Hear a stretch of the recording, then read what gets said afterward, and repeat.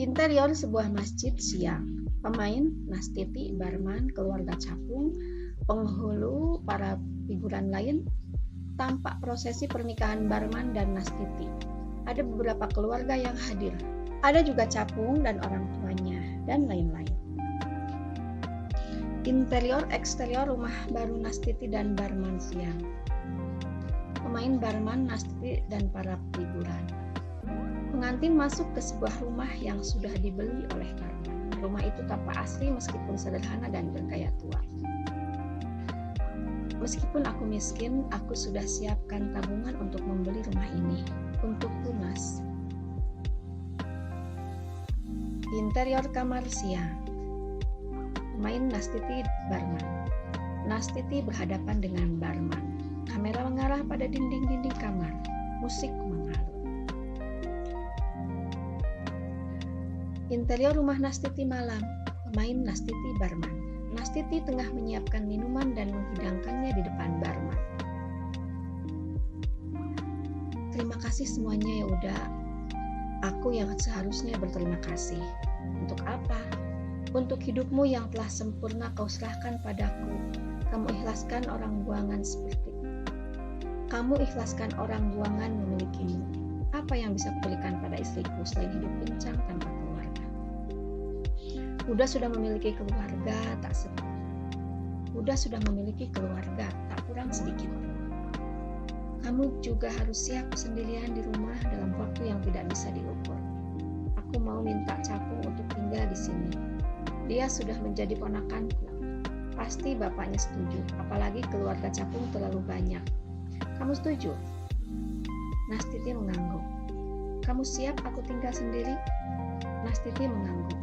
Tanganmu siap untuk tidak memijat? Nastiti mengangguk lagi. Interior eksterior rumah barman malam. Pemain, Nastiti dan barman. Nastiti melepas kepergian barman. Truk sudah terparkir di depan rumah. Barman masuk ke dalam truk. Truk perlahan-lahan keluar dari halaman rumahnya. Kemudian Nastiti kembali masuk.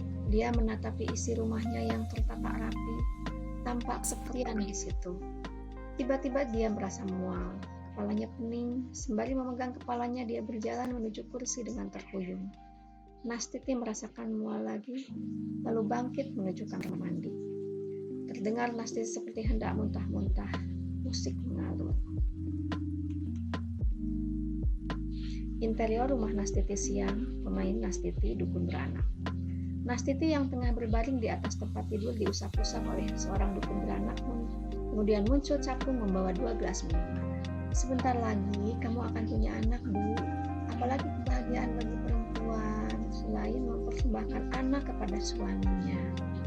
Kasih sayang suami akan bertambah lagi. Anak juga akan kurangi perhatian laki-laki ke tempat lain. Anak membuat laki-laki ingin cepat kembali ke rumahnya. Karena ada waktunya laki-laki bosan dengan rumahnya sendiri. Ada yang suka cari yang baru di luaran. Itu bukan penyakit aneh, tapi gulatan takdir yang tidak bisa dipungkiri. Itulah laki-laki, Bu. Tidak semua begitu, Mbah. Kamu itu terlalu baik jadi perempuan. Curiga boleh saja, supaya siap jika segala sesuatu terjadi. Bukan nakut-nakuti.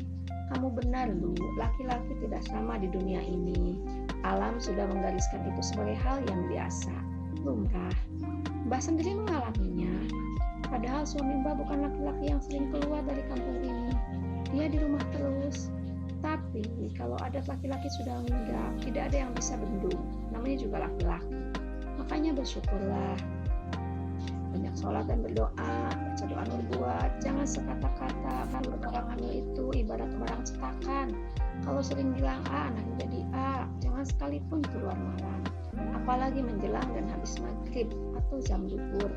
Seringlah sholat tahajud, sholat hajat, minta sama yang maha kuasa biar anaknya soleh juga bapaknya.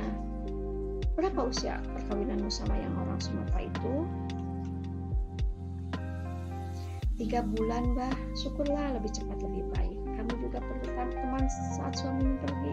Kamu pernah dibawa ke seberang atau keluarganya kemari? Nastiti menggeleng. Kamu belum kenal keluarganya? Nastiti menggeleng.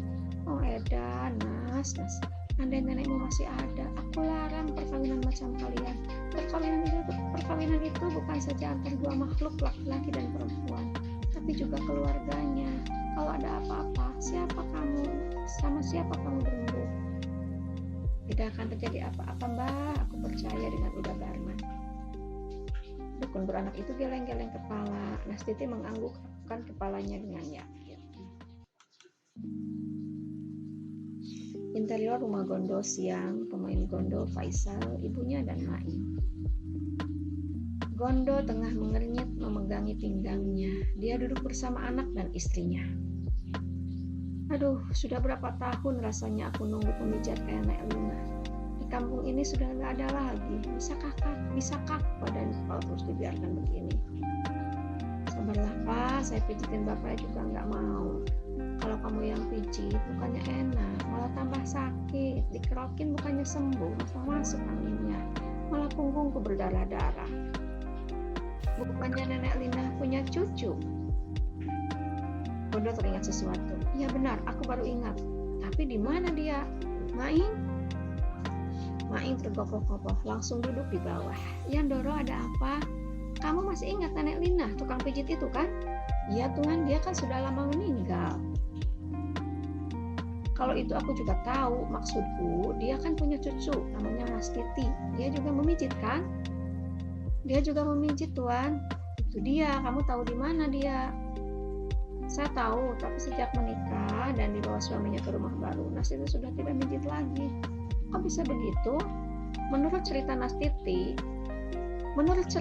Nastiti dilarang mijit sama suaminya. Kerjaan cabul katanya. Apa? Siapa suaminya itu? Beraninya bilang begitu? Pengedan. Istrinya geleng-geleng kepala. Sementara Faisal mendengarkan gerutuan bapaknya dengan kening mengernyit. Eksterior interior rumah Nastiti siang. Pemain Nastiti, Maing dan Capung. Maing mengetuk pintu rumah Nastiti yang sepi, keluar Capung, lalu Maing masuk. Di dalam rumah Nastiti sedang memegang perutnya yang sudah kelihatan. Usia kehamilannya menginjak 4 bulan. Apa kabar Mas Maing? Baik, kok tumben? Saya disuruh Doro untuk panggil Mbak Nas, minta dipijitin. Aduh Mas, kayak gak tahu aja. Sudah lama aku tidak mijit, tanganku sudah pada kaku. Apa Mas sudah tidak punya perutku? Maing ngangguk-ngangguk, melihat perut Nastiti yang mulai membesar. Perempuan itu makin cantik dengan perut buncit aneh. Perjalanan truk malam, pemain Barman dan Figuran. Barman tengah mengendarai truknya dengan terkantuk-kantuk. Teman di sampingnya sudah tertidur. Perjalanan itu cukup panjang, menyusuri sebuah jalan besar perkotaan. Kemudian menyusuri jalan yang mulai sepi. Jembatan, berbagai kelokan. Udara malam terasa dingin. Barman melekatkan jaketnya, lalu melihat ke samping. Geleng kepala melihat temannya yang sudah tertidur. Lalu Barman pun menguap. Truk terus melaju. Setelah lama melaju, tampak laju truk menjadi aneh, tanpa oleng. Terlihat Barman benar-benar sudah mengantuk, tak ada lagi tenaga.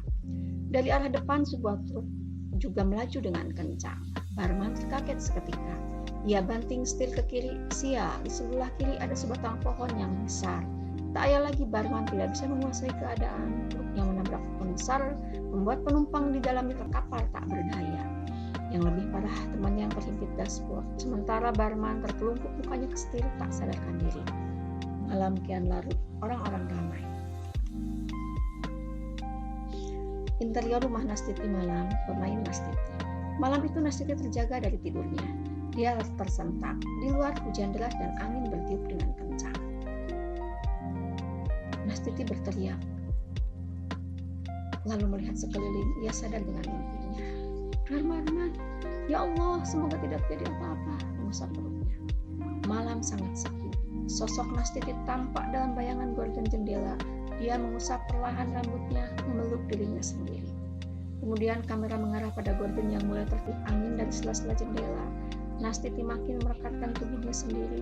Dia menatap foto pernikahan suaminya. Aneh, tiba-tiba berdaya terjatuh. Angin dari luar makin membesar. Bahkan kilat bersambaran, hujan deras, rumah itu tampak kuyup oleh air hujan yang turun seperti dimuntahkan. Pohon di dekatnya meliuk-liuk, pot-pot bunga yang berjajar di teras tampak berkilat-kilat terkena cahaya petir yang menyambar. Tak lama kemudian lampu mati.